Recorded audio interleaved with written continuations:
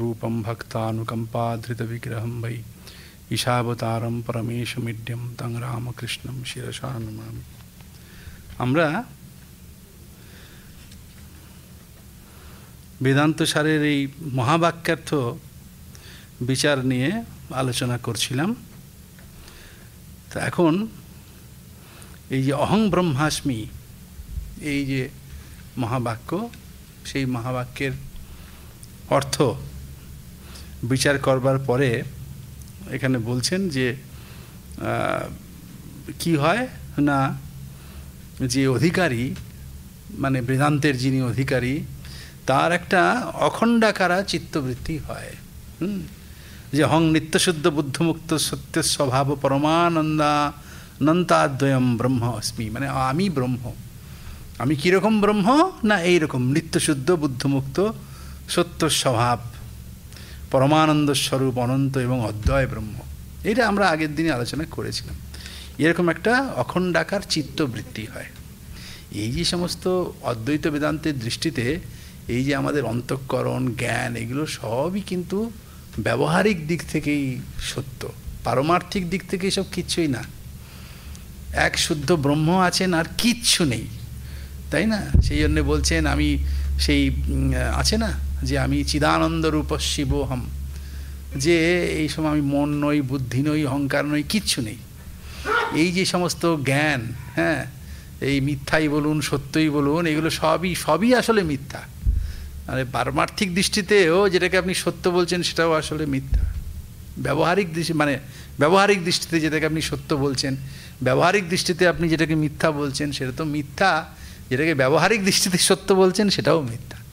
এই যে ঘট পট, এই যে বলছেন যে মাইকটা রয়েছে, এই যে মাইক্রোফোন যন্ত্রটা রয়েছে, এটা তো ব্যবহারিক দিক থেকে এক্সিস্ট করছে, এটা তো সত্য বলছেন। এখানে যদি এই যন্ত্রটা না থাকে, আমি বলি এই যন্ত্রটা আছে, বলুন এটা মিথ্যে কথা, ওটা তো মিথ্যা। কিন্তু এই যখন যন্ত্রটা আছে বলছেন এটা আছে, এটা ব্যবহারিক দিক থেকে সত্য, কিন্তু পারমার্থিক দিক থেকে এটাও মিথ্যা, এটাও বলে কিছু নেই। কাজে সবটাই মিথ্যা, কিছুই নেই। কাজে এই সমস্ত জ্ঞান বলুন, যে অন্তঃকরণ মন আর এগুলো সমস্তই মিথ্যা। তা এখন এই যে অখণ্ডাকার একটা চিত্তবৃত্তি হয়, যে আসলে অন্তঃকরণটা মানে এমনি ব্যবহারিক দৃষ্টিতে যে জ্ঞানের ব্যাখ্যা ওটা এরকমভাবেই দেন। বাহ্য একটা বস্তু থাকে, সেই বস্তুর যখন বাহ্যেন্দ্রিয় প্রত্যক্ষ হয়, ইন্দ্রিয়ের সঙ্গে তার সন্নিকর্ষ হয় বস্তুটা, এগুলো ব্যবহারিক দৃষ্টিতে এগুলো সমস্তই জাদুকরের মায়ার মতো মিথ্যা, কিন্তু ব্যবহারিক দিক থেকে সত্য। যতক্ষণ জাদু আছে ততক্ষণ সব ঠিক বলে মনে হয়। জাদুকর যখন জাদু দেখান তখন এই জাদুতে যে পায়রা সিংহ দেখান, সেই জাদু যতক্ষণ জাদুর দ্বারা আপনি মোহিত হয়ে আছেন তখন সেগুলোকে রিয়ালি এক্সিস্ট করছে বলেই ভাবছেন। মায়াপুরী, মায়া সিংহ, মায়া হস্তি সবগুলো সত্য সত্য আছে বলেই মনে হয়, তখন মায়া বলে মনে হয় না, তাই না? খেলটা যখন ভেঙে যায় তখন মনে হয়। তো এখানেও ব্যাপার যে, আর এখানের খেলটা এমনই, খেলটা যখন ভেঙে যায় তখন আর কাউকে বোঝাবার মতো সামর্থ্য আপনার থাকবে না। যেমন এই মায়ার খেলটা যখন ভেঙে যায় তখন আপনি আরে এটা মিথ্যে ছিল আরেকজনকে ডেকে বলতে পারেন। এই খেল যখন ভেঙে যাবে, মায়ার খেল, তখন এটা আপনি আর আরেকজন কাউকে বোঝাবার পাবেন না। মানে আপনার কাছে তো আপনি আলাদা করে কিছু থাকবেন না, কেউ আর আলাদা থাকবেও না আপনার কাছে। কাজে কাকে এটা বলতে পারবেন? তা এখন এই ব্যবহারিক ব্যাখ্যাতে যে বাহ্যেন্দ্রিয়ের সঙ্গে বিষয়ের সন্নিকর্ষ হয়, তাই না? চক্ষুরিন্দ্রিয়ের সঙ্গে ঘট, এটার সন্নিকর্ষ হয়, তারপরে ওই ঘটের আকারে আপনার অন্তঃকরণটা আকারিত হয়, তখন আপনার ঘটক জ্ঞান হয়। এই তো ব্যাপার। তা এখন এই যে অহং ব্রহ্মাস্মি, এটা ঠিক বাহ্যেন্দ্রিয়ের দ্বারা হয় না। আপনি শাস্ত্রে শুনেছেন যে অহং ব্রহ্মাস্মি, গুরুর মুখে শুনলেন অহং ব্রহ্মাস্মি, সেই বাক্যার্থ শুনে আমাদের জ্ঞান অনেক রকমভাবে হয়। ইন্দ্রিয়জন্য জ্ঞান হয়, তাকে প্রত্যক্ষ বলে, তাই না? তো যে জ্ঞানই হোক না কেন আপনার অন্তঃকরণটা তদাকার আকারিত হয়। বাহ্যেন্দ্রিয় প্রত্যক্ষ যখন হয়, তাই না? আপনি একটা শব্দ শুনছেন, কোনো একটা গান শুনছেন, কি একটা কিছু দেখছেন, একটা ঘট দেখছেন, তো ঘট যে দেখলেন চক্ষুরিন্দ্রিয়ের দ্বারা, একে বলে চাক্ষুষ প্রত্যক্ষ, তাই না? কর্ণেন্দ্রিয়ের দ্বারা একটা কোনো শব্দ শুনলেন, সেটাকে বলে শ্রাবণ প্রত্যক্ষ, শ্রবণেন্দ্রিয়ের দ্বারা শুনলেন দেখলেন। একটা ফুলের ঘ্রাণ নিলেন, তাহলে এটা মানে নাসিকা ইন্দ্রিয়ের মাধ্যমে, তাহলে ঘ্রাণজ প্রত্যক্ষ, তাই না? স্পর্শ করে কিছুকে টাচ করে বুঝলেন, এগুলো স্পর্শন প্রত্যক্ষ, এরকম সমস্ত আছে। জিহ্বা দিয়ে কিছু একটা টেস্ট করলেন, স্বাদ, এটা ঝাল না টক না মিষ্টি কি, তো সেইটাকে বলে রাসন প্রত্যক্ষ, রসনা ইন্দ্রিয়ের মাধ্যমে সেটা করলেন। তো সবগুলোতেই কি হয় আলটিমেটলি, যখন ইন্দ্রিয়ার্থ সন্নিকর্ষ হলো সেই বস্তুর আকারে, মানে যে জিনিসটা আপনার মনে, মানে ওই যেটা আপনি টেস্ট করলেন সেই অন্তঃকরণটা তদাকার ধারণ করে। এটা বাহ্যেন্দ্রিয়ের দ্বারা। সবসময় ইন্দ্রিয় প্রত্যক্ষ তো হয় না, আমাদের অন্য কিছু অনেক সময় আনুমানিক জ্ঞান হয় আমাদের, সেটাও চিত্ত তদাকার আকারিত হয়। আপনি অনুমান করলেন কিছু একটা, সেখানে চক্ষুরিন্দ্রিয়ের দ্বারা সন্নিকর্ষ হলো না সেই বস্তুটা, কিন্তু সেটাও তদাকারে আকারিত হয়। সেরকম কারো কাছ থেকে কিছু একটা শুনলেন, কোনো একটা কথা শুনলেন, তাই না, সেইটা বাক্যটার যে অর্থের বোধ হলো, সেটাও আপনার অন্তঃকরণটাই তদাকার ধারণ করে, তাই না।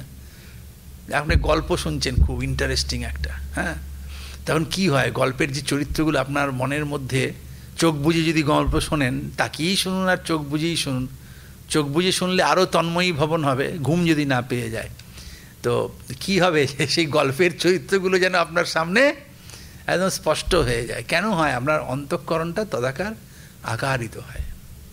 তো এই অহং ব্রহ্মাস্মি এইটা শুনলে, মানে আমি ব্রহ্ম, তা এর যে অর্থটা সেটা আপনি বুঝতে পারেন, অন্তঃকরণটা তদাকারে আকারিত হয়। তাহলে এই যে অন্তঃকরণের যে তদাকার গ্রহণ, এটাকেই বলে বৃত্তি, বুঝলেন। যে ঘট আপনি যখন দেখলেন, ঘটক জ্ঞান হলো, অন্তঃকরণটা ঘটাকার ধারণ করলো, এটা ঘটাকারা চিত্তবৃত্তি হলো, তাই না। পটাকারা চিত্তবৃত্তি, চিত্তবৃত্তিটা সেরকম হলো যখন আপনি যেটার জ্ঞান আপনার হচ্ছে। তো এই যে একটা চিত্তবৃত্তি আপনার হলো, যে অহং ব্রহ্মাস্মি, তো এই চিত্তবৃত্তিটা কীরকম বলছেন, এটা অখণ্ডাকারা চিত্তবৃত্তি, মানে মানে ব্রহ্ম আমি ব্রহ্ম, অখণ্ড ব্রহ্ম, আর কিছু মানে আমি এই হাফ এই অর্ধেক এরকম কিছু ব্যাপার না, অখণ্ডাকার একটা চিত্তবৃত্তি আপনার উদিত হয়। তা এখন আমি আগের দিনই সেটা বলেছিলাম, আজকের পড়াটা হচ্ছে সাতু চিৎ প্রতিবিম্ব সহিতা সতি প্রত্যেক ভিন্নম অজ্ঞাতম পরং ব্রহ্ম বিষয়ীকৃত্য তদ্গত জ্ঞানমেব বাধতে, এই প্রসঙ্গগুলো আজকে হবে। তা এখন যে কথাটা আমি বলতে চাইছিলাম, যে অহং ব্রহ্মাস্মি, এই যে আপনার চিত্তবৃত্তি হলো, একটা জ্ঞান হলো তো এটা, তবে এই জ্ঞানটা কিন্তু মানে এটাও পরোক্ষ জ্ঞানই, কিন্তু মানে একদম মানে এটা সব, মানে একটা বাক্য থেকে তার অর্থের বোধ আপনার হলো, অখণ্ডাকার এই যে বোধটা হলো, এই বোধটা কিন্তু আপনি বোধে বোধ নয়, সেটা নিদিধ্যাসনের দ্বারা যখন আপনার হবে তখন আর সেটা এইরকম আর থাকবে না। তো এই যে বোধটা আপনার হলো, এই যে চিত্তবৃত্তিটা হলো, তো এই জ্ঞানটার মধ্যেও তো দ্বৈত আছে, তাই না। অহম একটা আলাদা করে থাকলো, অহম ব্রহ্ম, ব্রহ্ম একটা আলাদা, অহম একটা আলাদা। যতক্ষণ এই অহম থাকছে যেন ব্রহ্ম থেকে একটা আলাদা অহম, এই যে এখানেও তো দ্বৈতের আভাস হলো, দ্বৈতের জ্ঞান হলো, এটাও তো অজ্ঞান। এই যে চিত্তবৃত্তি, যতক্ষণ আপনার চিত্তবৃত্তি জ্ঞান হবে, ঘটাকার পটাকার মঠাকার আপনার অন্তঃকরণটা যতক্ষণ থাকবে, যতক্ষণ অন্তঃকরণের থেকে যে জ্ঞান, যেটা অন্তঃকরণটার বৃত্তি যখন হবে, মানে ঘটাকার পটাকার ধারণ করবে, ততক্ষণ পর্যন্ত আপনি অজ্ঞানের বাইরে যেতে পারেননি। তার কারণ হচ্ছে এই যে ঘটক জ্ঞান, পটক জ্ঞান, মঠক জ্ঞান যাই বলুন, এমনকি অহং ব্রহ্মাস্মিও বলুন, যতক্ষণ এই জ্ঞানটা এই বৃত্তির জন্য জ্ঞান হচ্ছে, মানে এই অন্তঃকরণটা তদাকার ধারণ করছে চিত্তবৃত্তি দ্বারা, যতক্ষণ যে জ্ঞান হচ্ছে, সেই সবগুলো কিন্তু অজ্ঞানের মধ্যে, তার বাইরে নয়। কারণ আপনার ইয়ে ঘটক জ্ঞান আপনার হচ্ছে, কেন হচ্ছে না, আপনার অন্তঃকরণটা রয়েছে, অন্তঃকরণ এক্সিস্ট করছে, মানে আপনার অজ্ঞান আছে। অজ্ঞান না থাকলে তো আর অন্তঃকরণ টরণ কিছু থাকবে না, অন্তঃকরণটাও তো ভাওতা, এসব বলে তো কিছু নেই ব্রহ্ম ছাড়া। তো কাজেই অন্তঃকরণই যদি না থাকে, অন্তঃকরণের যে চিত্তবৃত্তি সেইটাও মিথ্যাই, তো এইটাও তো কোনোটাই রিয়েল নয়, তাই না। তা এখন সেই অন্তঃকরণটা যখন ঘটাকার হলো, ধারণ করলো অয়ম ঘট, তখন ওটা মিথ্যা। আর যখন অহং ব্রহ্মাস্মি বলছি, সেটাও তো এই চিত্ত, ওই অন্তঃকরণটাই তদাকার ধারণ করলো, ও ব্রহ্মকে বিষয় করলো বলে অমনি ওটা সত্য হয়ে যাবে নাকি, না না, সেটাও মিথ্যাই। মানে সেটাও মানে বাহ্যিক দৃষ্টিতে, মানে বাহ্য দৃষ্টিতে যদি আমি দেখি, সেটা মানে সেই যে জ্ঞানটা হলো, এই যে অখণ্ডাকার চিত্তবৃত্তি হলো, যতক্ষণ চিত্তবৃত্তি হচ্ছে ততক্ষণ আপনি অজ্ঞানের মধ্যেই রয়েছেন, রেঞ্জের মধ্যে রয়েছেন। হ্যাঁ, তবে অনেকটা কাটিয়ে এসেছেন, তাই না? একটা সুড়ঙ্গের মধ্যে আপনি ঢুকে গেছেন, তাই না? কীরকম অবস্থাটা, মানে সুড়ঙ্গের ভেতরে ঢুকে গেছেন, চারিদিকে অন্ধকার, কিছু দেখতে পাচ্ছেন না, কিছু দেখতে পাচ্ছেন। সুড়ঙ্গের একদম শেষ জায়গায় যখন চলে এসেছেন, সুড়ঙ্গের মধ্যেই আছেন, কিন্তু বাইরের একটু আলো টালো দেখা যাচ্ছে, তখন আমি কি বলি? এই তো বাইরে বেরিয়ে গেছি। তার মানে এই বাইরে পুরো বেরোনি, এখনও এই তো গুহার মধ্যেই আছো। বলে আরে একটু গেলেই বেরিয়ে যাবো, এসেই গেছি, বলি না আমরা? কিন্তু গুহার মধ্যেই আছি, গুহা থেকে কিন্তু বেরিয়ে যায়নি, কিন্তু গুহার মধ্যেই থাকা অবস্থাতে সেই মানে ওই টানেলের মধ্যেই আছি, আমি সুড়ঙ্গের ভেতরেই আছি, কিন্তু সুড়ঙ্গের শেষ হওয়ার একটু আগে আগে যেখানে এসেছি, যখন জায়গাটা একটু অবভাসিত হয়ে গেছে, আমরা ভেতরে থাকা অবস্থাতেই বলি যে আমি মুক্ত হয়ে গেছি, বেরিয়ে এসেছি, কিন্তু তখনও ওর ভেতরেই আছি কিন্তু, তাই না? একটা জঙ্গল পেরিয়ে যাচ্ছেন, হ্যাঁ, জঙ্গলে বাঘ আছে, ভাল্লুক আছে, কোনোভাবে ভয়ে ঢুকে গেছেন আর কি, উপায় নেই, ভয়ে ভয়ে সন্ত্রস্ত হয়ে জঙ্গলের মধ্যে আছেন, রাস্তা খুঁজছেন বেরোবার। অনেক দূর যাওয়ার পরে দূরে দেখতে পেলেন একটা রাস্তা, সেখান দিয়ে দু একটা গাড়ি টাড়ি হয়তো যাচ্ছে, হ্যাঁ। তো জঙ্গলের মধ্যে থাকা অবস্থাতেই আপনি চিৎকার করে উঠলেন, এই বেরিয়ে গেছি, এই তো সামনে রাস্তা। এই চুপ চুপ, এখনও জঙ্গলে আছো, এই চিৎকার বেশি করলে কোনো একটা বাঘটাকে সে যদি লাফ দিয়ে ঘাড়ে ধরে, এখনও কিন্তু জঙ্গলের মধ্যে আছো। বলছে না, কোথায় এসেই তো পড়েছি, সামনেই রাস্তা। বলে সামনে রাস্তা, এখনও জঙ্গলের আওতার মধ্যে আছি। কাজেই এই যে অখণ্ডাকার চিত্তবৃত্তি যখন হচ্ছে, তখনও আপনি অজ্ঞানের মধ্যেই আছেন, নাহলে পরে চিত্তবৃত্তিতে কেন ভাসবে এই জিনিসটা? তো সেইটাই বলছেন যে এইটা কীরকম মানে ব্যাপারটা, তাহলে তো এটাও কি তাহলে কাম্য নয়? মানে আমাদের এই ঘটক জ্ঞান পটক জ্ঞান এগুলো কিন্তু আমাদের বাধক, এগুলোই আমাদের বন্ধনের কারণ। তাহলে কেননা ওগুলো মাইক সব, তাই না? আজ্ঞানিক এই চিত্তবৃত্তি, ঘটক জ্ঞান পটক জ্ঞান মটক জ্ঞান, এগুলো আজ্ঞানিক, এগুলো সত্য নয়, এগুলো আমাদের সংসারের বন্ধনের কারণ। তো এইটাও অহং ব্রহ্মাস্মি, এখানে যে চিত্তবৃত্তি হলো সেটাও তো মাইক, সেটাও তো তাহলে আজ্ঞানিক অবশ্যই। চিত্তবৃত্তি যখন হচ্ছে অন্তঃকরণ দিয়ে হচ্ছে, তাহলে এটাও কি ঘটক জ্ঞান পটক জ্ঞান এসবের মতো? এই যে সোনার জ্ঞান, হাড়ের জ্ঞান, খাদ্যবস্তু এসবের যে জ্ঞান, সেই জ্ঞানের মতো এইগুলোও তাহলে, এই জ্ঞানটাও কি তাহলে বাজে জ্ঞান? এটাও কি হেয়? বলে না, এইটা ওগুলোর তুলনায় ভালো। ঘটক জ্ঞান পটক জ্ঞান মঠক জ্ঞান, তারপর আমাদের ভোগ্যবস্তুর যে জ্ঞান, সেগুলোও কিন্তু আজ্ঞানিক চিত্তবৃত্তিতে। আবার অহং ব্রহ্মাস্মি যে জ্ঞানটা হচ্ছে আমাদের, এই যে শাস্ত্র বাক্য থেকে, গুরুর বাক্য থেকে এই যে শব্দবোধ আমাদের হচ্ছে, চিত্তবৃত্তি তদাকার হচ্ছে, সেটাও আজ্ঞানিকই। কিন্তু ওই ঘটক জ্ঞান পটক জ্ঞান ভোগ্যবস্তুর যে জ্ঞান, চিত্তবৃত্তির দ্বারা যে জ্ঞান হচ্ছে, তার থেকে এটা কিন্তু ভালো। কেন ভালো? না ওইগুলো আমাদের বন্ধনের কারণ হবে, এইটা বন্ধনের কারণ হবে না। কি করে হবে না সেটাই এখানে বলছেন। এটা দেখুন, সাতু চিৎ প্রতিবিম্ব সহিতা সতি প্রত্যগভিন্নম অজ্ঞাতং পরং ব্রহ্ম বিষয়ীকৃত্য তদ্গতা জ্ঞানমেব বাধতে তদা পটকারণ তন্তুদাহে পটদাহবৎ অখিল কারণে অজ্ঞানে বাধিতে সতি তৎকার্যস্য অখিলস্য বাধিতত্বাৎ তদন্তর্ভূতাখণ্ডাকারাকারিতা চিত্তবৃত্তি আপি বাধিতা ভবতি। এইটা বলছেন। কীরকম বলছেন? যে সা বলতে চিত্তবৃত্তি, ওই যে আগে এটা বললেন না যে চিত্তবৃত্তি অখণ্ডাকারাকারিতা চিত্তবৃত্তি উদেতি, আগের দিন আমরা পড়েছি যে অখণ্ডাকারাকারিত চিত্তবৃত্তি উদিত হয়। তো সেই চিত্তবৃত্তি যে উদিত হয়, তাতে চিৎ প্রতিবিম্ব সহিতা আসতি। সেই যে চিত্তবৃত্তি মানে কি? অন্তঃকরণ বললাম না, এই দর্পণে যেমন একটা ছবি পড়ে, ঠিক ওই রকমই আমাদের জ্ঞানগুলো হয়। অন্তঃকরণটা একটা দর্পণের মতো। এই যে দর্পণে আপনি সামনে দাঁড়ালেন, আপনার মুখটা ওখানে গিয়ে পড়ে, যেমন দর্পণটাই আপনার মুখ বলে প্রতীত হয় না? যে দর্পণটাই যেন আপনার মুখ। অনেক সময় দর্পণের জ্ঞান না থাকলে পরে দর্পণে কারো মুখ ভাসিত হলেই আপনি ভয় পেয়ে যেতে পারেন, এখানে ও এলো কী করে, তারপরে বুঝলেন না ওটা বিম্ব। অনেক সময় বিম্বটাকেও আমরা আসল বলে মনে করি, তো তাই না? আপনি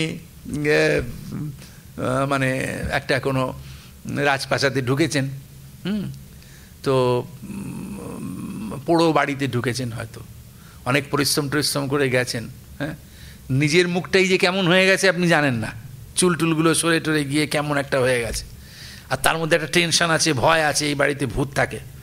তা আপনি টিক করে যাচ্ছেন, ভেতরে ঢুকলেন, ঢুকে ওদের হয়তো একটা আয়না আছে রাখা পুরনো, সেই আয়নাতে নিজের ছবি দেখেই ভূত ভেবে ভয় পেতে পারেন না? নিজের ছবি ওকে দেখে আরে এখানে ভূত, তারপরে মনে হলো যে ওটা আপনারই ছবি, ওটা আসলে আয়না, তাই না? তো নিজের ছবিটাকেই নিজে সত্যি একটা অন্য মানুষ ভেবে ভয় পেতে পারে না। ঠিক সেই রকম এখানেও এই যে অন্তঃকরণটা, যে ঘট পট এগুলো না আসলে ছবির মতো, ক্যামেরার মতো। এই যে জ্ঞানগুলো আমাদের হয়, আসলে বাহ্য ইন্দ্রিয়ের সঙ্গে ঘটের সন্নিকর্ষ হয়, ওই ঘটের একটা পিকচার মানে আমার এই অন্তঃকরণের মধ্যে পড়ে, এবং আয়নার মধ্যে যখন মুখটা পড়ে, গোটা আয়নাটা মুখ, মানে আয়নার সঙ্গে, আয়নার উপরে যখন মুখের ছবিটা পড়ে, ওই মুখের ছবিটা গোটা আয়নাটাকে ক্যাপচার করে নেয়, তাই না? কোনো যেটা ছবি, তাই না? ঠিক সেই রকম আমাদের অন্তঃকরণটাও ঘটাকার হয়ে যায়, তখনই ওটা আমি বলি ঘটক জ্ঞান। তাহলে এই যে চিত্তবৃত্তি যখন ঘটের বিম্বটা এখানে পড়ে, তখন এই চিত্তবৃত্তিটা ঘটাকার হয়ে যায়, তাই না? আসলে কেন না, ঘটের ছবিটা ওখানে পড়ে বলে। তাই সেরকম যখন অহং ব্রহ্মাস্মি বলছেন, তো সেখানে জ্ঞানের বিষয়কে অহম আর ব্রহ্ম। তাহলে সেই ব্রহ্ম, যে অখণ্ড শুদ্ধ ব্রহ্ম, সেই ব্রহ্ম এখানে মানে চিত্তবৃত্তির বিষয় হলেন, তাই না? মানে এই চিত্ত অন্তঃকরণটা এই ঘটাদির আকার ধারণ করা, ওটাই বলা হয় যে ঘটটার বিষয় হওয়া, ওই জ্ঞানের বিষয় হওয়া। এবং ওই চিত্তবৃত্তিটা, ওটাকেই বলে বৃত্তি, ওই যে ছাপটা পড়া, ওইটাকেই বলে বৃত্তি। তা এখন এই যে এখানে ওই ঘটের প্রতিবিম্ব পড়ে, ঠিক সেই রকম অহং ব্রহ্মাস্মি যখন বলছেন, তখন সেই ব্রহ্মের প্রতিবিম্ব, চিৎ স্বরূপ, তো চৈতন্য মানে ব্রহ্ম, চিৎ প্রতিবিম্ব মানে চৈতন্যের প্রতিবিম্বটা আপনার অন্তঃকরণের মধ্যে পড়ছে।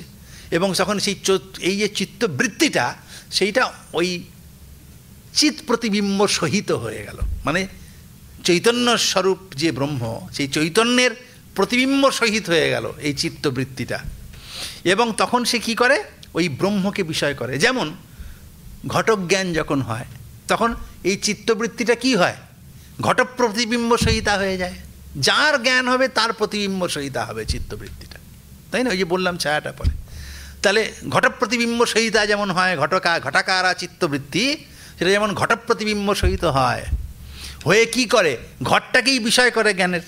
সেই রকম অহং ব্রহ্মাস্মি, এই যে অখণ্ডাকারা চিত্তবৃত্তি হয়, সেই চিত্তবৃত্তিটা চিৎ প্রতিবিম্ব সহিতা, চিৎ মানে চৈতন্য স্বরূপ যে ব্রহ্ম, তার প্রতিবিম্ব সহিতা হয়, এবং সেই ব্রহ্মকে, চৈতন্যকেই বিষয় করে, তাই না? তো বিষয় করে, কিন্তু এইখানে একটা মজা আছে, ওই যে ঘটক জ্ঞান পটক জ্ঞানগুলো হয়, সেই ঘটক জ্ঞান পটক জ্ঞান তো আসলে অজ্ঞান থেকে তো এসব হচ্ছে, তাই না? সেই ঘটক জ্ঞান পটক জ্ঞান মটক জ্ঞান এগুলো আমার অজ্ঞানকে নিবৃত্ত করে না, বরং আমি আরও বদ্ধ হই, সেগুলোকে পাওয়ার চেষ্টা করি, তাই না? সেখানে মত্ত হই। কিন্তু এই যে চিত্তবৃত্তি, সেইটা কি করে, এই অজ্ঞানকেই নষ্ট করে। অহং ব্রহ্মাস্মি, এইটা আজ্ঞানিক চিত্তবৃত্তিটা, চৈতন্য চিৎ প্রতিবিম্ব সহিতা চিত্তবৃত্তি, সেটা ব্রহ্মকে বিষয় করে। কিন্তু এটা কি করে, এটা উল্টোটা, এটা এই অজ্ঞান থেকে চিত্তবৃত্তিটা উৎপন্ন হয়ে সেই অজ্ঞানটাকেই নষ্ট করতে সাহায্য করে, বাধিত করতে সাহায্য করে। কীরকম, একটা সুন্দর উদাহরণ দিচ্ছে। ওই জন্যে বললাম যে ওই ঘটক জ্ঞান পটক জ্ঞান ওটাও যেমন আজ্ঞানিক, অহং ব্রহ্মাস্মিটাও আজ্ঞানিক, কিন্তু ওর থেকে এটা ভালো। কেন ভালো না, এটা অজ্ঞান থেকে হলেও, অজ্ঞান থেকে হলেও ওইগুলো আমাদের বন্ধনের কারণ হয়। ঘটক জ্ঞান পটক জ্ঞান মটক জ্ঞান এইগুলো বন্ধনের কারণ হয় না, এটা আমার মুক্তির কারণ হয়, এই জন্যে এটা ভালো। এই হচ্ছে গিয়ে ব্যাপার। কীরকম হয়, উদাহরণ দিয়েছেন, তদা পটকারণ তন্তুদাহে পটদাহবৎ অখিল কার্যকারণে অজ্ঞানে বাধিতে সতি তৎকার্যস্য অখিলস্য বাধিতত্বাৎ তদ অন্তর্ভূতা খণ্ডাকারা কারিতা চিত্তবৃত্তি আপনি বাধিতা ভবতি। বলছেন দেখো অজ্ঞান কি করে, কোনো বস্তুর স্বরূপটাকে জানতে যায় না, বা ভুল স্বরূপ ভুলভাবে সেটাকে রিপ্রেজেন্ট করে, তাই না? ঘটজ্ঞান পটজ্ঞান হচ্ছে, আসলে তো ঘটপট বলে কিছু নেই, সেইটাকেই বিষয় করে। এই যে রজ্জুতে সর্পজ্ঞান, আসলে তো রজ্জু নয়, রজ্জুই ওটা, সর্প নয়, কিন্তু রজ্জুকে রজ্জুরূপের প্রেজেন্ট না করে সর্পরূপে প্রেজেন্ট করছে, তাই না? এটা ভুল করে, ভুল কাজ করে, আসলটাকে জানতে দেয় না। কিন্তু এই যে অখণ্ডাকার চিত্তবৃত্তি হয় অহং ব্রহ্মাস্মি, এর দ্বারা অজ্ঞান নিজেকেই বাধিত করছে, নিজের স্বরূপটাই প্রকাশ করে ফেলল যে আমি আসলে অজ্ঞান, মানে অজ্ঞান তার নিজের স্বরূপটাই প্রকটিত করে ফেলল। তাহলেই তো মানে খেলটা খতম হয়ে গেল, তাই না? যদি ধরুন একজন মানে যে আপনাকে মানে মায়াবী, তাই না, সে আপনাকে মায়ার দ্বারা সমস্ত কিছু দেখাচ্ছে, এটাকে পায়রা করে দিচ্ছে, এটাকে এই করে দিচ্ছে, সেই করে দিচ্ছে, এসব করে দেয়।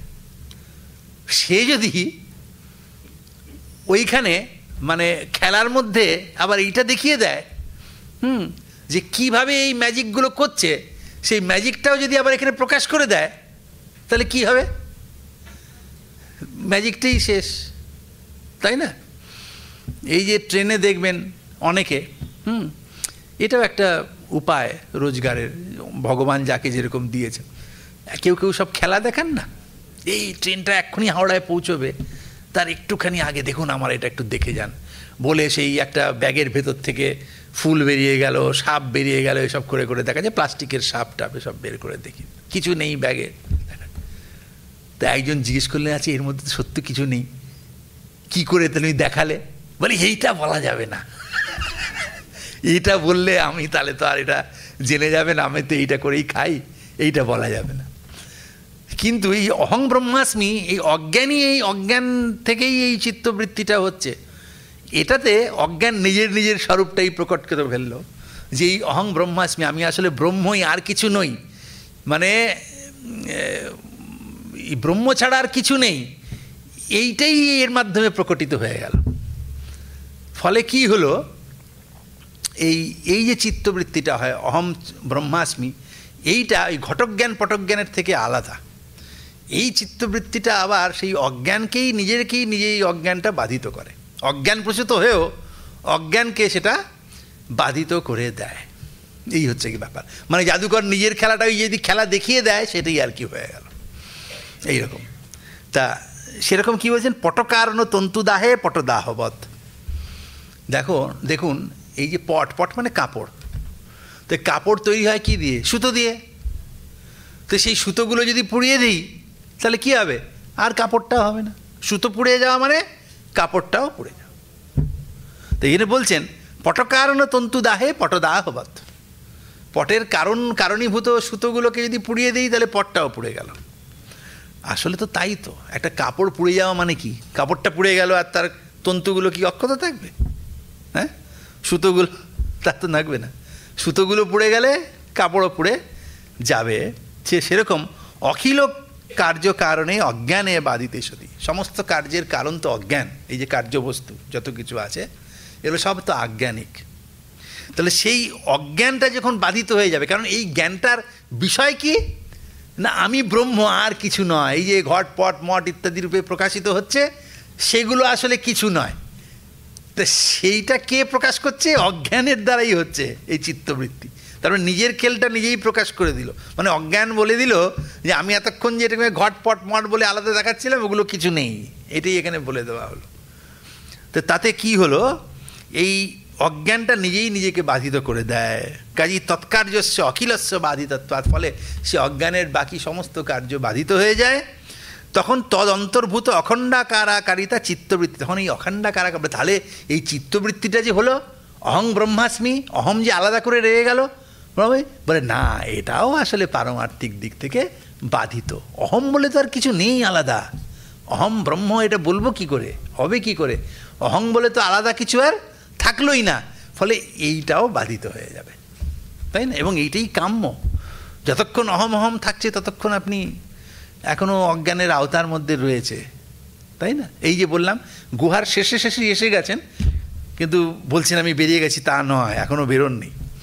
তো তবে এটা ভালো, হ্যাঁ, যে এর দ্বারা কি হবে না, ওই তদ অন্তর্ভূত অখণ্ডাকারাকারিতা চিত্তবৃত্তি, কাজেই সেই এই যে অজ্ঞান বাধিত হয়ে গেলে, অজ্ঞানেরই তো কার্য এই চিত্তবৃত্তিটা, অহং ব্রহ্মাস্মি, তাহলে এই চিত্তবৃত্তিটাও বাধিত হয়ে যাবে, যে এই যে আমার জ্ঞানটা হলো অহং ব্রহ্মাস্মি, এটাও তাহলে পারমার্থিক দিক থেকে মিথ্যা, অহম বলে তো আলাদা কিছু নেই আর, তাই না? এইটাই হয়ে গেল। তারপরে বলছেন তত্র বৃত্তৌ প্রতিবিম্বিতম চৈতন্যমপি। এখন প্রশ্নটা হলো যে এই যে চিত্তবৃত্তি হলো অহং ব্রহ্মাস্মি, চিত্তবৃত্তি হলো, তো এখানে তো চৈতন্যের প্রতিবিম্ব হয়েছে, তাই না? চৈতন্যের প্রতিবিম্ব হয়েছে, চৈতন্যের ছাপ পড়েছে। তা এখন এই চৈতন্যটাও কি হলো না, চৈতন্যমপি যথা দীপপ্রভা আদিত্যপ্রভাবভাসনা সমর্থা সতি তয়া অভিভূতা ভবতি তথা স্বয়ং প্রকাশমান প্রত্যগভিন্ন পরব্রহ্মাবভাসনার্হতয়া তেন অভিভূতম সৎ সোপাধিভূতা খণ্ডবৃত্তে বাধিতত্বাৎ দর্পণাভাবে মুখপ্রতিবিম্বস্য মুখমাত্রত্ববৎ প্রত্যগভিন্ন পরব্রহ্মমাত্রম ভবতি। এখন এই যে বৃত্তিতে, এই চিত্তবৃত্তিতে প্রতিবিম্বিত যে চৈতন্য, সেই চৈতন্য তো একটা অবচ্ছিন্ন চৈতন্য, তাই না? অবচ্ছিন্ন চৈতন্য, অহম বলে যে মনে হচ্ছে অহং ব্রহ্মাস্মির অবচ্ছিন্ন চৈতন্য। কিন্তু এই যে আসল যে অখণ্ড যে চৈতন্য, শুদ্ধ ব্রহ্ম, তো তিনি তো আসলে রিয়াল, তাই না? সত্য। তা এখন এই যে বৃত্তিতে প্রতিবিম্বিত যে চৈতন্য, সেই চৈতন্য কি হয়, সেই চৈতন্যটাকে না প্রদীপ প্রভার মতো কথা বলছেন, এটা প্রদীপ প্রভার মতো, এটা প্রদীপ প্রভার মতো এইটা বলছেন। যে এখন আচ্ছা, এর আগে একটা কথা, যে আমাদের এই শুভদিনী টিকাকার ওরা বলছেন, মানে ওই কথাগুলোই আমি যেগুলো বলেছি, যে ওই প্রশ্নটা হলো যে এই অহং ব্রহ্মাস্মি যখন আমি বলছি, তখন তো এই অহম কথাটা তো বলছি যে কথম অদ্বৈত সিদ্ধি ইতি আশঙ্ক কারণাজ্ঞান নাশে তৎকার্য সকল প্রপঞ্চ নাশা তদ্বৈত সিদ্ধি, যেই কথাটা আমরা বললাম যে অহং ব্রহ্মাস্মি বলছি, তার মধ্যে প্রপঞ্চ রয়েছে, কাজেই এইটা অদ্বৈত সিদ্ধিতে এর দ্বারা হলো না, দ্বৈত সিদ্ধি হলো, দুটো আছে। বলছে না না, ওই কারণের অজ্ঞান নষ্ট হয়ে গেলে তার কার্য প্রপঞ্চেও সমস্ত নষ্ট হয়ে যায়, কাজে এই অখণ্ডাকারা চিত্তবৃত্তিও তখন আর বাধিত হয়ে যায়, এটা হলো। কিন্তু একটা প্রশ্ন, যে এই যে আমাদের চিত্তবৃত্তি বলছেন, সেই চিত্তবৃত্তিতে প্রতিবিম্বিত যে চৈতন্য, সেইটাকে না প্রদীপ প্রভার মতো বলেছেন। তা এখন এই যে আমাদের চিত্তবৃত্তিতে এই প্রতিবিম্বিত যে চৈতন্য, সেই চৈতন্য প্রদীপ প্রভার মতো, সেটা অখণ্ড যে ব্রহ্ম, তিনি কি করে প্রতিবিম্বিত হবেন বলুন? তিনি তো প্রতিবিম্বিত হতে পারেন না। এই যে ঘট বাইরে একটা আছে, সেই ঘটের একটা নির্দিষ্ট আকার আছে, সেই ঘটটা আমার চিত্তবৃত্তির অন্তঃকরণে প্রতিবিম্বিত হতে পারে, কিন্তু এই যে ব্রহ্ম, যিনি শুদ্ধ ব্রহ্ম, অখণ্ড ব্রহ্ম, তিনি তো আমার এই অজ্ঞানের, মানে এই যে অহং ব্রহ্মাস্মি, এই আমার মানে চিত্তবৃত্তি যে হলো, তার দ্বারা তো তিনি প্রকাশিত হতে পারেন না, তাই না? এই বিশাল, মানে এই যে অনন্ত, যাকে পরিমাপ করা যায় না, সেই ব্রহ্ম, তিনি কি করে এই চিত্তবৃত্তির দ্বারা প্রকাশিত হবে? চিত্তবৃত্তির বিষয় হচ্ছেন অহং ব্রহ্মাস্মি বলছি, কিন্তু তাকে কি করে প্রকাশিত করতে পারবেন? এইটা নিয়ে একটা প্রশ্ন হতে পারে। সেখানে চিৎ প্রতিবিম্ব আছে, চৈতন্যের প্রতিবিম্ব সেখানে রয়েছে, কিন্তু এই যে অন্তঃকরণে যে প্রতিবিম্বিত যে চৈতন্য, সেই চৈতন্য প্রদীপ প্রভার মতো, কিন্তু মানে এই যে অখণ্ড যে চৈতন্য, তাকে প্রকাশ করতে পারেন না। এখন বলছেন যে তত্র বৃত্ত প্রতিবিম্বিতম চৈতন্যমপি যথা প্রদীপ প্রভা আদিত্য প্রভাবভাসনা সমর্থা সতি তয়া অভিভূতা ভবতি তয়ং তথা স্বয়ং প্রকাশমান প্রত্যগভিন্ন পরব্রহ্মাবভাসনার্হতয়া তেন অভিভূতম সৎ সোপাধিভূতাখণ্ড বৃত্তে বাধিতত্বাৎ দর্পণাভাবে মুখ প্রতিবিম্বস্য মুখমাত্রত্ববৎ প্রত্যগভিন্ন পরব্রহ্ম মাত্রম ভবতি। বলছেন যে একটা প্রদীপ প্রভা, একটা সূর্য উঠেছে আকাশে, প্রচুর আলো, এই এখনকার সময়ের যে সূর্য, কোনো মেঘ টেঘ নেই, কিচ্ছু নেই, সূর্য উঠেছে, সেই সময় যদি আপনি একটা প্রদীপ জ্বালান, তাহলে প্রদীপের যে আলো, সেই আলোটা একদম নিষ্ফল হয়ে যাবে। কারণ কি, সূর্যের আলোর দ্বারা তার আলোটা অভিভূত হয়ে যাবে, তাই না? যেমন সূর্য এখন রাত্রে, মানে দিনের বেলা সূর্য উদিত হলে তখনও কিন্তু চন্দ্র বা অন্যান্য সমস্ত গ্রহ নক্ষত্রগুলো আকাশে থাকে, কিন্তু তারা সব অভিভূত হয়ে যায় সূর্যের আলোতে, তারা অভিভূত হয়ে, সেগুলোকে আলাদা করে আর দেখা যায় না, সেগুলো অভিভূত হয়ে যায়, কারণ সূর্য আরও বেশি বড় লাইট, তাই না? এই যে স্টেডিয়ামগুলোতে ছোট ছোট ছোট ছোট লাইটগুলো জ্বলে, কিন্তু সেই ওরকম বড় পাওয়ারফুল আলো যখন জ্বলে, তখন এইগুলো আলোগুলো আর কোনো কাজে আসে না, কারণ ওই আলোর মধ্যে সেটা অভিভূত হয়ে যায়। আমাদের বৃহদারণ্যক উপনিষদে সুন্দর সমস্ত সব বলা রয়েছে, যখন ড্রাম বাজে, তাই না, দুন্দুবি যখন বাজতে থাকে, তখন এই ছোট্টখাট্ট যে আওয়াজ, চিৎকার, সেগুলো তার মধ্যে চাপা পড়ে যায়, তাই না? আপনি হয়তো টিভিতে কোনো সিরিয়াল দেখছেন, কিছু দেখছেন, পাশ দিয়ে প্রসেশন করে ঢাক ঢোল বাড়িয়ে যাচ্ছে, বন্ধ করে দিতে হবে, কিচ্ছু শুনতে পাবেন না। কেন না, এত বড় আওয়াজের মধ্যে ওই আওয়াজটা চাপা পড়ে গিয়েছে, আপনি শুনতে পাবেন না। একটা বড় ড্রাম বাজিয়ে যদি কেউ যায় হয়, এই পাশে বসে বসেই কোনো কথা শুনতে পাবেন না, কারণ এই আওয়াজগুলোই একটা বড় আওয়াজের মধ্যে মানে অভিভূত হয়ে যায়। আমাদের বৃহদারণ্যক উপনিষদে খুব সুন্দর বলেছেন, সে দুন্দুবির উদাহরণ দিয়েছেন, বীণার উদাহরণ দিয়েছেন, যথা বীণা ওই বাদ্য মানা ওই, বা যখন বীণা বাজে তখন অন্য আওয়াজগুলো তার মধ্যে ঢুকে যায়, দুন্দুবি ড্রাম বাজলে অন্য আওয়াজগুলো তার দ্বারা অভিভূত হয়ে যায় আর কি, হ্যাঁ, ঢুকে যায় মানে অভিভূত হয়ে যায়, এইগুলো অন্যগুলো চাপা পড়ে যায়। সেই রকম এই যে প্রদীপের আলো যেমন আদিত্যেও সূর্যের আলোর দ্বারা অভিভূত হয়ে যায়, সেই রকম এই যে স্বয়ং প্রকাশমান যে অখণ্ড ব্রহ্ম চৈতন্য, তাকে তো আর দেখবার জন্য আলাদা কিছু দরকার হয় না, তাই না? একটা প্রদীপ বা একটা লাইট, সে যেমন ঘটপটকে প্রকাশিত করে, নিজেকেও প্রকাশিত করে, তাই না? এই হচ্ছে গিয়ে কথা। কিন্তু এইরকমই মানে যে এই যে স্বয়ং প্রকাশ যে পরব্রহ্ম, তাকে কিন্তু এই প্রতিবিম্বিত যে চৈতন্য, মানে অবচ্ছিন্ন চৈতন্য, সেটা এই পরব্রহ্মকে প্রকাশিত করতে পারে না, কিন্তু তার দ্বারা অভিভূত হয়ে যায়। এবং অভিভূত হয়ে যাওয়ার ফলে এই অখণ্ড বৃত্তিটা বাধিত হয়ে যায়, কারণ এই অখণ্ডাকার যে চিত্তবৃত্তি হচ্ছে, সেটা এই প্রতিবিম্বিত চৈতন্য মানে অবচ্ছিন্ন চৈতন্যের ফলে হচ্ছে।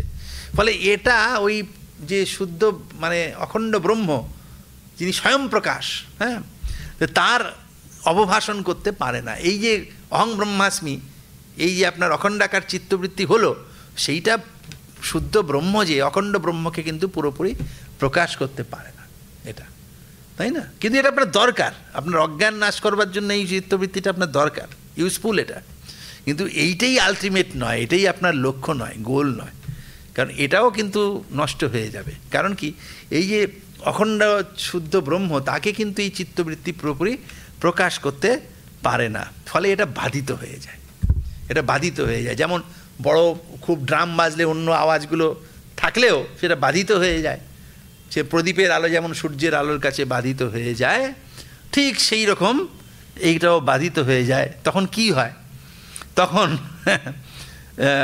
দর্পণাভাবে মুখ প্রতিবিম্বস্য মুখমাত্রত্ববৎ প্রত্যেক অভিন্ন পরব্রহ্ম মাত্রং ভবতি। তার মানে কি হয়, তখন ওই চিত্তবৃত্তিটাই, অজ্ঞান তার খেলটা প্রকাশিত হয়ে গেল, সবাই ধরে ফেললো, তখন আর অজ্ঞানটা নষ্ট হয়ে গেলে পরে চিত্তবৃত্তি আর হবে না, অন্তঃকরণটাই তো যাবে, চিত্তবৃত্তি বলে আর কিছু হবে না। ধরুন আপনার দর্পণে আপনার মুখ পড়ছে, ছায়া পড়ছে, তাই না, দর্পণে আপনার মুখ দেখছে, হঠাৎ করে দর্পণটাকে কেউ যদি বাড়ি মেরে ভেঙে ফেলে বা দর্পণটাকে সরিয়ে দেয়, তখন কি থাকবে, মুখটাই পড়ে থাকবে, আর তো কিছু পড়ে থাকবে না, মুখটাই শুধু পড়ে থাকবে, সামনে তো আর কিছু থাকবে না। যতক্ষণ দর্পণ আছে আপনার মুখের বিম্ব তাতে পড়ছে, কিন্তু দর্পণটাকে যদি আমি সরিয়ে দিই তাহলে আপনার মুখই থাকবে। ঠিক সেই রকম এই অখণ্ডাকার যে চিত্তবৃত্তি হয়, অহং ব্রহ্মাস্মি, এই চিত্তবৃত্তি হলো চিত্তবৃত্তি হওয়ার পরে যখন সেই অজ্ঞানটা বাধিত হয়ে গেল, এই অজ্ঞানটা এই অজ্ঞানের সমস্ত কারিগরিকে প্রকাশ করে দিল। তাহলে এই অজ্ঞানটার যখন বাধিত হয়ে গেল, তখন এই চিত্তবৃত্তিটাও বাধিত হয়ে গেল। তাহলে এই যে চিত্তবৃত্তি হলো, অহং ব্রহ্মাস্মির তাৎপর্য কি? যে আমি শুদ্ধ ব্রহ্ম, ব্রহ্মই আছেন, আর কিছু নেই। তার মানে তখন প্রকাশ হবে, তাহলে তো চিত্তবৃত্তিটাও আসলে কিছু না, চিত্তবৃত্তিটাও বাধিত হয়ে যাবে, মানে দর্পণটা সরে গেল। তাহলে কি থাকবে? শুদ্ধ ব্রহ্মই থাকবেন, আর কিছু থাকবেন না।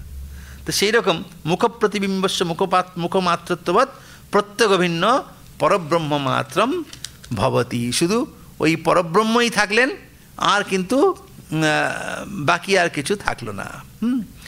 তাহলে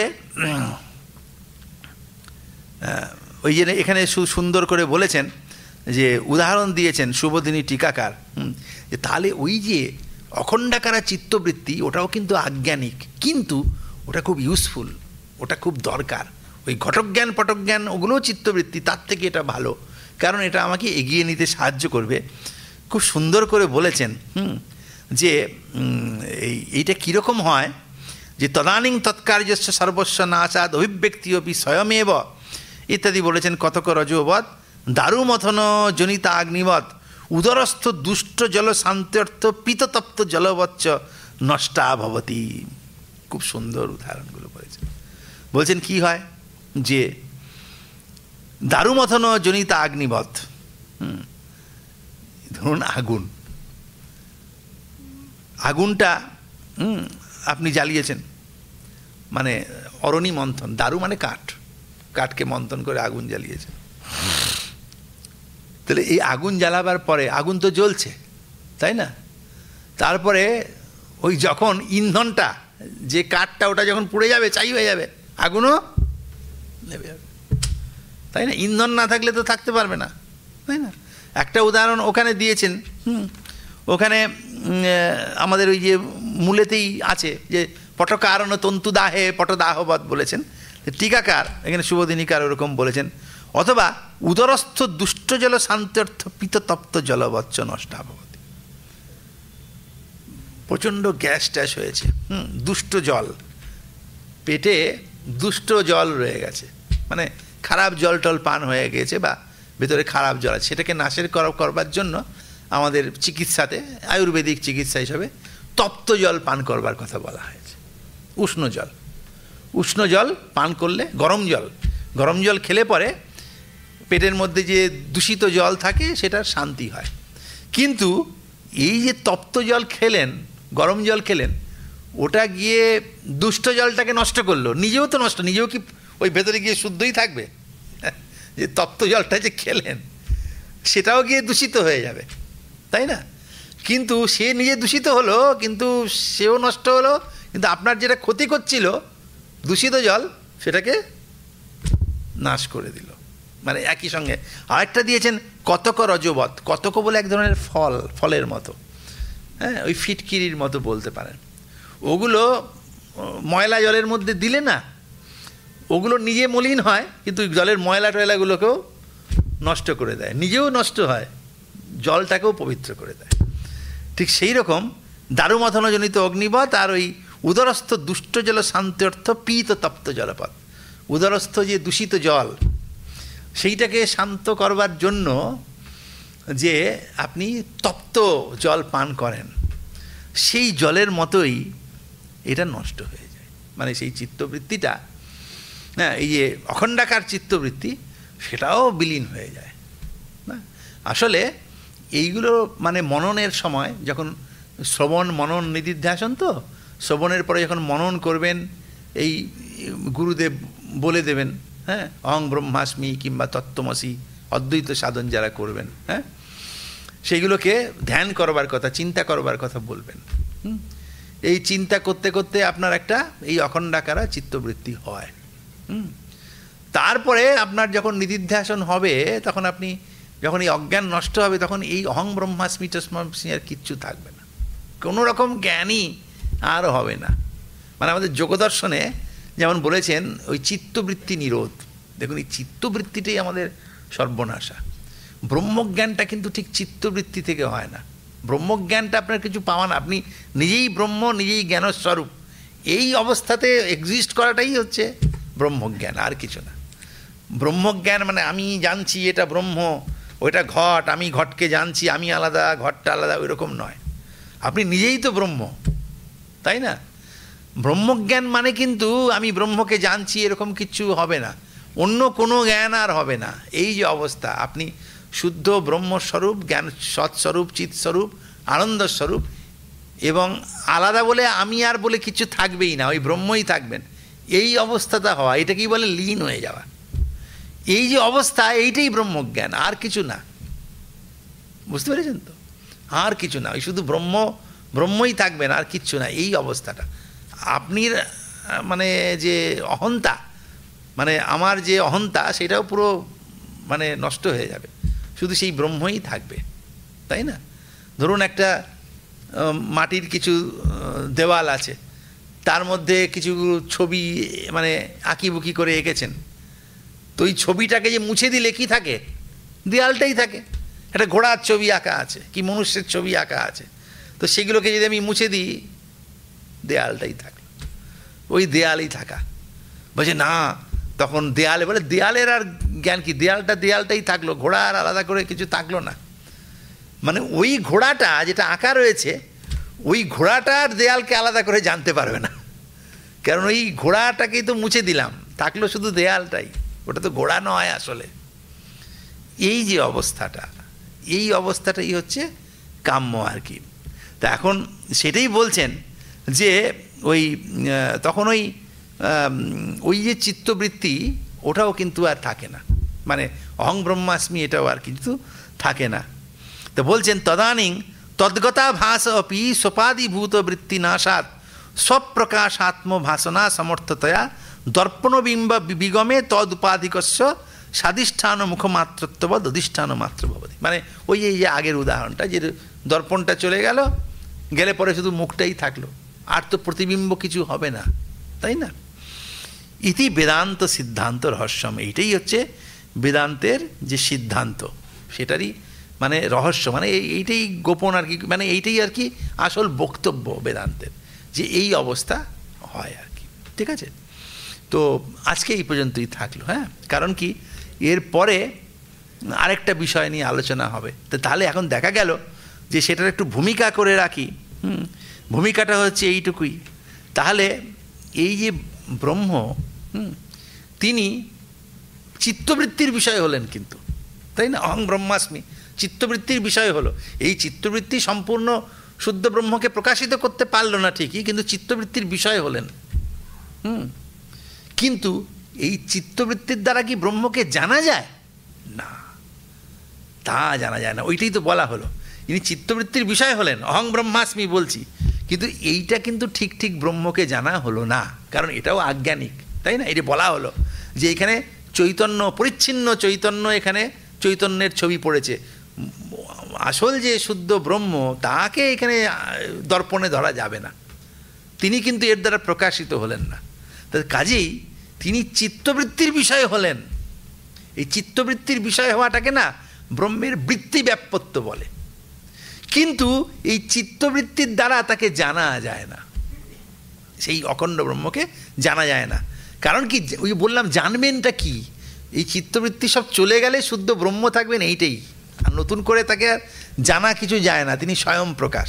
তার মানে তিনি চিত্তবৃত্তির যে রেজাল্ট, জ্ঞানের বিষয়, সেটা হন না, এটাকে বলে ফলব্যাপ্য। তো চিত্তবৃত্তির যে ফল হচ্ছে জ্ঞান, সেই ফলের ব্যাপ্য হন না, মানে ফল রূপে তাকে জানা যায় না, তার জ্ঞান হতে পারে না, চিত্তবৃত্তির জ্ঞানের বিষয় হন না, কিন্তু চিত্তবৃত্তির বিষয় হন। তাকে বৃত্তিব্যাপ্য কিন্তু ফলব্যাপ্য নন। এই বৃত্তিব্যাপ্যত্ব কী, ফলব্যাপ্যত্ব কী, খুব সংক্ষেপে আমি একটুখানি মানে অবতারণা শুধু করে দিলাম, কিন্তু এইগুলো নিয়েই পরের দিন আলোচনা আছে। এবং চ সতী মনসা এব অনুদ্রষ্টব্যম যৎ মনসা ন মনুতে ইত্যনয়োঃ শ্রুত্যোর অবিরোধ বৃত্তিব্যাপ্যত্বাঙ্গীকারেণ ফলব্যাপ্যত্ব প্রতিষেধ প্রতিপাদনাৎ। এই কথাগুলো আমরা পরের দিনে বলবো, যে ব্রহ্ম কীভাবে বৃত্তিব্যাপ্য হলেন, ফলব্যাপ্য কেন তিনি হবেন না, ফলব্যাপ্য বলতে কী বোঝায়, বৃত্তিব্যাপ্য বলতে কী বোঝায়, এই বেদান্ত সার অবলম্বনেই আমরা আগামী দিনে এসব নিয়ে আলোচনা করব। আজকে এই পর্যন্তই রইল। ওম স্থাপকায় চ ধর্মস্য সর্বধর্মস্বরূপিণে অবতার বরিষ্ঠায় রামকৃষ্ণায় তে নমঃ।